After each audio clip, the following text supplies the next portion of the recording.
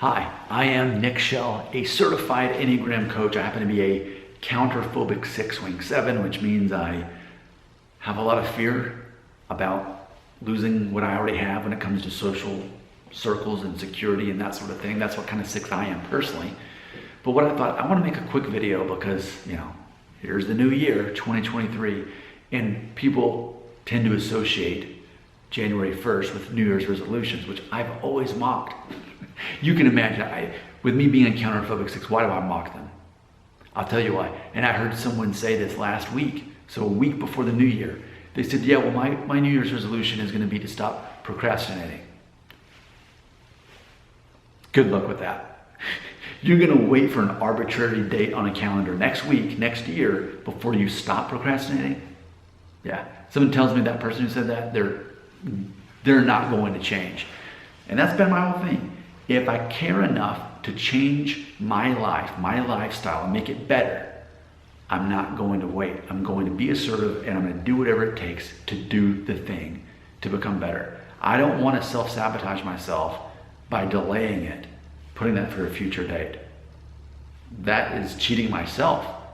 So I would rather be very focused on getting that thing done. And of course, when you hear me speak, I'm saying that from probably my self-preservation subtype, which looks like a 1 at times, which is all about structure and details and things being black and white and there being rules and that sort of thing. That's where that comes from.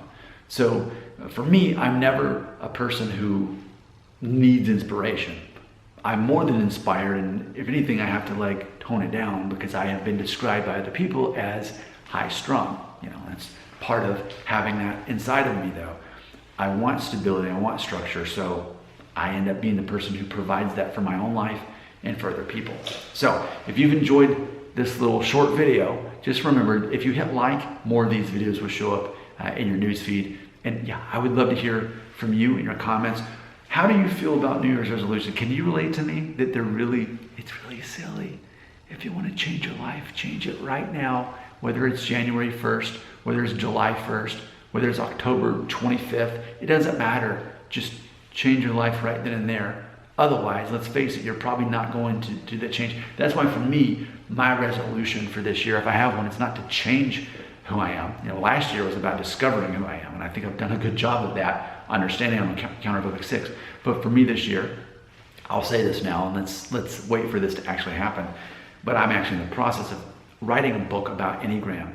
So that's one of the things I'm wanting to accomplish this year is to get that book finished. So, there we go. But a New Year's resolution has to do with accountability and it has to do with the timeline.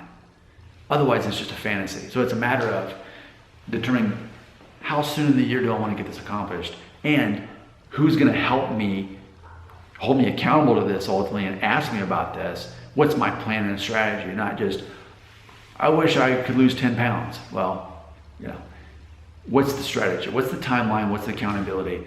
If you're wanting to make a change in your lifestyle. But maybe you're like me and you just have something you're trying to accomplish that you can do. So for me, it's going to be to write this book. So good luck with me on that. All right, tell me about what you want to get accomplished, whether it's a change in your lifestyle or just something you wanted to get done this year that you haven't done yet. And things are lining up in your life where now that's going to happen in 2023.